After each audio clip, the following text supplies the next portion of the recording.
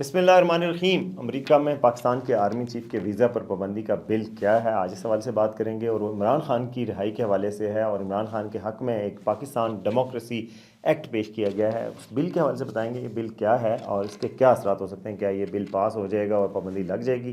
یا نہیں لگے گی، اس حوالے سے بات کریں گے۔ اس کے علاوہ جی 1 روپیہ فی یونٹ بجلی کی اجازت دی آئی ایم ایف نے کم کرنے کی، اور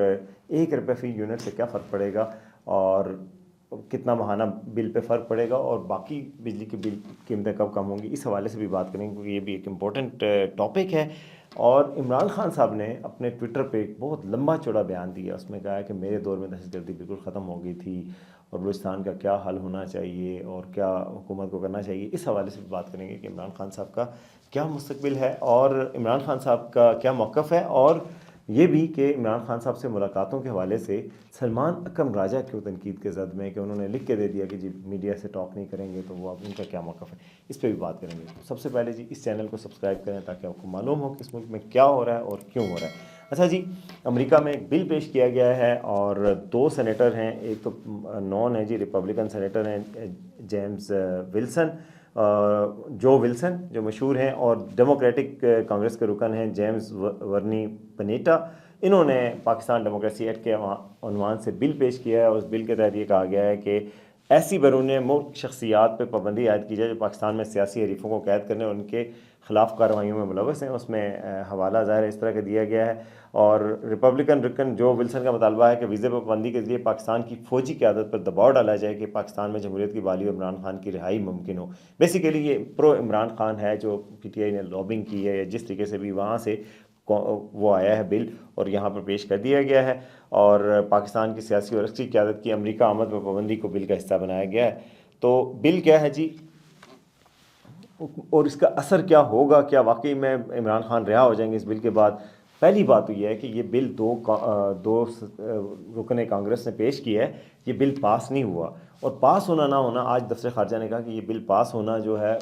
یہ بل ایک انڈیویجول ایکٹ ہے اور ہمیں اس سے آگاہی ہے، لیکن پاکستان اور امریکہ کے تعلقات اس سے بہت بلند ہیں۔ پاکستان اور امریکہ کے تعلقات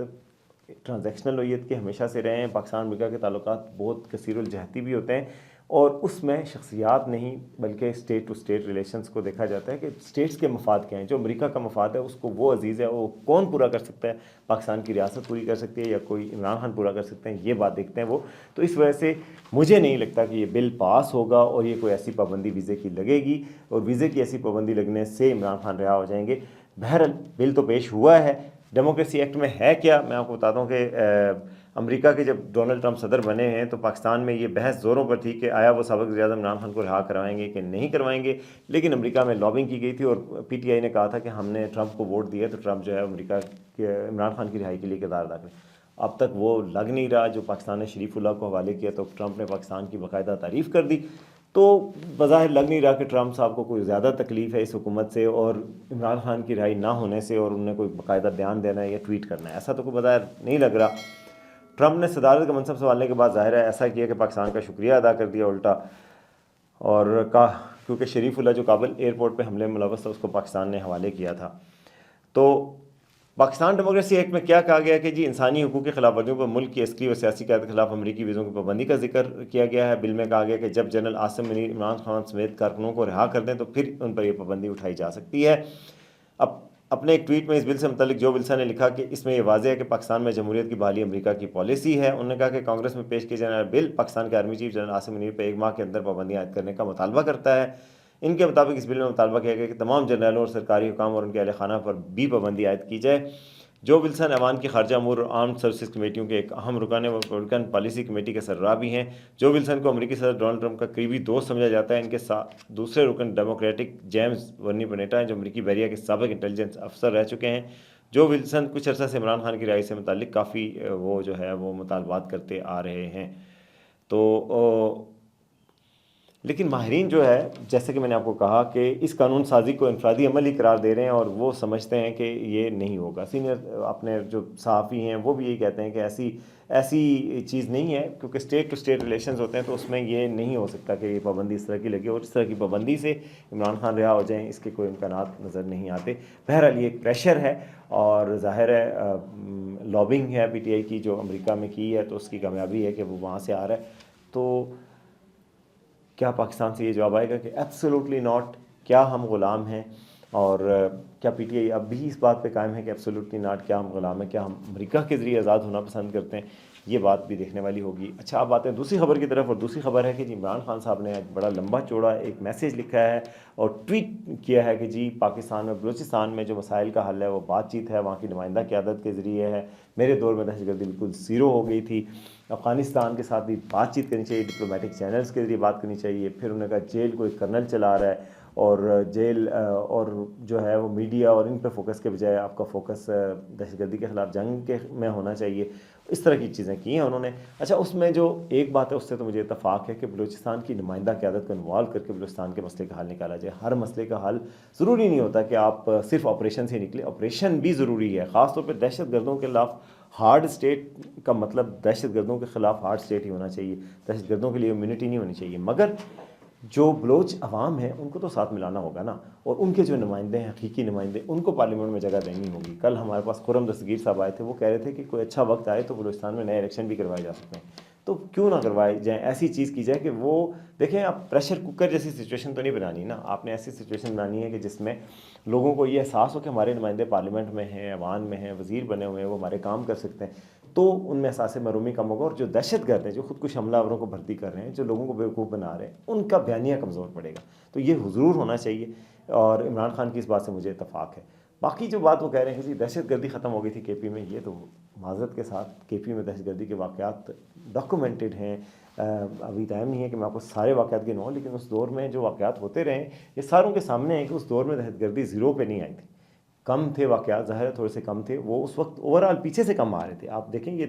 2018-19 میں کم نہیں ہوئے تھے، بلکہ اس سے پہلے سے کم ہونا شروع ہو گئے تھے۔ 2014 کے بعد سے دہشت گردی کی لہر میں تھوڑی کمی آنا شروع ہو گئی تھی، اور وہ ظاہر ہے جب تک افغانستان میں طالبان کی حکومت نہیں آئی، جب تک وہ کم ہی رہی، پھر اس کے بعد تیزی آئی ہے، اور ابھی ظاہر ہے 1-2 سال میں تو بہت زیادہ تیزی ہے۔ تو بہرحال جو ہارڈ اسٹیٹ کا کنسیپٹ ہے اس حوالے سے اب لوگ بات کریں کہ ہارڈ اسٹیٹ کا یہ مطلب تو نہیں ہے کہ صحافیوں پہ کریک ڈاؤن کیا جائے، اور میں بھی بالکل ایگری کرتا ہوں کہ اب وحید مراد کو پکڑ لیں۔ احمد نورانی کی والدہ کو دیکھ کے مجھے بہت دکھ ہوا آج کہ وہ کورٹ میں گئیں، اور جج صاحب نے جناب کیس، جو ہائی کورٹ کے جج ہیں، انہوں نے کیس کو عید کے بعد تک پوسٹ پون کر دیا۔ تو وہ والدہ جو ہیں، وہ ہماری والدہ بھی ہیں، وہ باہر آ کے اب دیدہ ہو رہی تھیں، اور ظاہر ہے انہیں اپنے بچوں کا وہ ہے، دکھ ہے۔ تو اب دیکھیں کہ والدائیں تو سب کی وہ ہوتی ہیں، اور سب کی قابل عزت ہوتی ہیں، اور سب دکھ درد فیل کرتی ہیں۔ تو اس رمضان کے آخری عشرے میں ان کی پکار کو سنا جانا چاہیے، اور جو ہارڈ اسٹیٹ کا کنسیپٹ ہے اسے دہشت گردوں تک محدود ہونا چاہیے، کہ جو بلوچستان میں، جو افغانستان سے دہشت گرد آ رہے ہیں، جو بلوچستان میں دہشت گردی ہو رہی ہے، ان کے ساتھ آہنی ہاتھوں سے نپٹا جائے۔ لیکن جو صحافی ہیں، وحید مراد ہے، فرحان ملک ہیں، یا احمد نورانی کے بھائی ہیں،